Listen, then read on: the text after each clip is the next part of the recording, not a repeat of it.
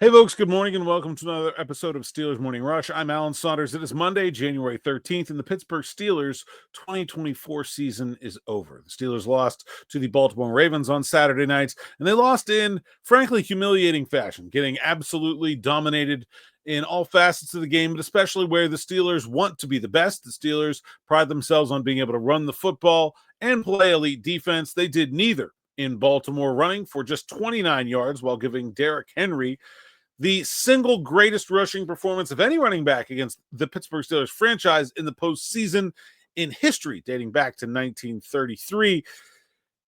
Things are loud for Pittsburgh Steelers head coach Mike Tomlin right now, and although it has been reported that the Steelers don't have any interest in moving on from him, and I do not expect the Steelers to move on from him at all, I think that loudness is understandable, and it's not just about the fact that the Steelers lost their sixth straight playoff game, their fifth straight trip to the playoffs without a win, and they have not advanced beyond the first round of the playoffs since 2017. It's not just about that.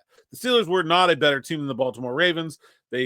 I did pick them to win. I was wrong, but they were a 9.5 point underdog for good reason.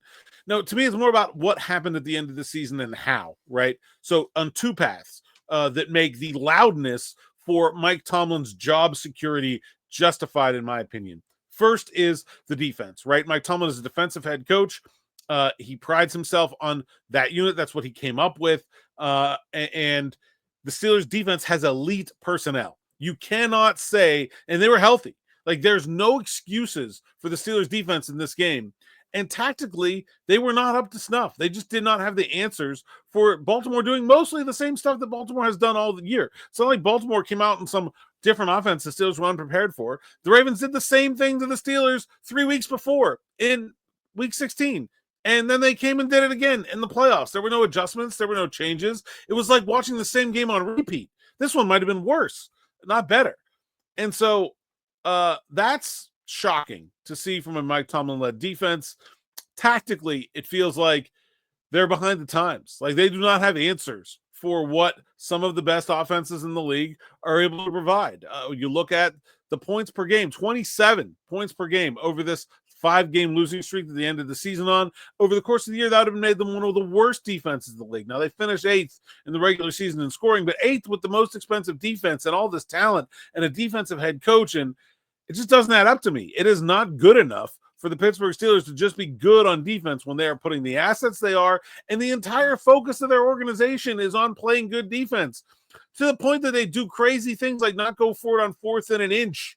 That they, and Mike Tomlin said in his post-game press conference, oh, well, we couldn't move the ball, and that's why our defense was on the field too long. The first drive of the game was a 98-yard touchdown drive.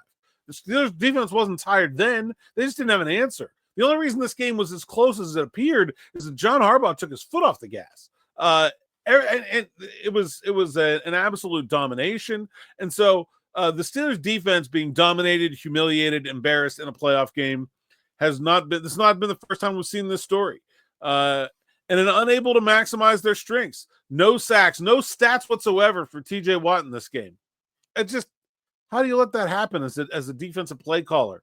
It's like the Steelers were not being realistic about who they were or how they were going about things. They just thought, our team is better than their team. We'll just roll out 11 on 11 and they'll win. And that's not how the NFL is built. The best defense does not play even with the best offense. You got to come up with a way to make yourself tactically divergent. You got to come up with a way to disguise your intentions. You can't just go roll the ball out and tell everybody what you're doing and expect to win, even if you do have the elite personnel the Steelers have on defense. The second part of this is something I've talked a lot about on this channel. Mike Tomlin is probably best known for his ability to motivate players. And over the last few years, you've seen that come to life in the way that the Steelers have stayed together through bad times, where it looked like the Steelers were dead in the water several times over the last 5 years. And Mike Tomlin got the team together. They pulled out of it. They found a way to come together by the end of the season. That's the reason he has that no losing streak record. And it's not about the record. It's just about preventing a stretch from turning into a season ender. And this year they didn't do it. The Steelers had this 11-game stretch of 3 games against top-tier opponents, 2 of which on the road. We've known about it since May when the schedule come out. We knew that they had to do their job early in the season and stack wins so that those games didn't matter. They didn't have to go into those games needing to win them, and they did that. They didn't need to win those games. What they needed to do was not let the team spiral out of control and fall apart because of the bad performances that happened in those 3 games. And that is exactly what happened. This team was not together. I mean, made a lot of headlines for asking about people being on the same page. They're not on the same page. They're not all pulling in the same direction. This is a fractured locker room. And it's obvious. And you watch them play. This team was openly criticized by a lot of people for the lack of fight, a lack of pushback, the lack of heart in this game against the Baltimore Ravens. I don't know how you can do anything other than put that on the head coach, whose biggest selling point is his motivational ability. Like, that is why he is supposed to be good. And it failed. It failed. Now, I'm not saying that the Steelers should fire Mike Tomlin. I think you can look at this and say, okay, get a new defensive coordinator in here. We're going to change things up schematically on defense. The personnel is still elite. We'll learn our lesson from that. The offense, yeah, we know it's still a work in progress, but we'll go draft another wide receiver, continue to improve the personnel. Maybe, I don't know how, but maybe they find a way to get a better quarterback out there and say, okay, the Steelers can be better in 2025 than they were in 2024, I guess. But it's starting to get pretty unrealistic. Like, you can sell it. I just don't know how many people are buying. Right now, it doesn't sound like very many.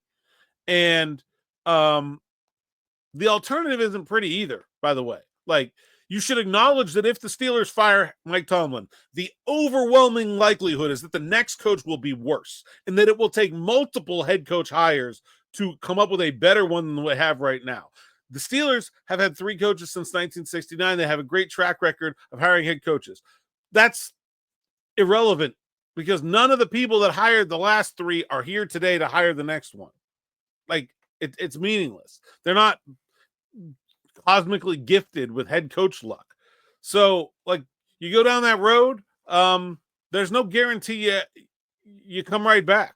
I mean, maybe you get the Eagles situation with Andy Reid and you fire him and you have 1 bad coach in between.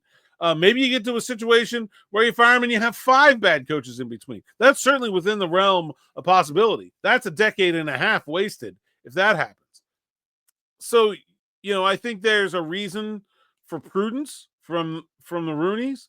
But I think Mike Tomlin is running out of time.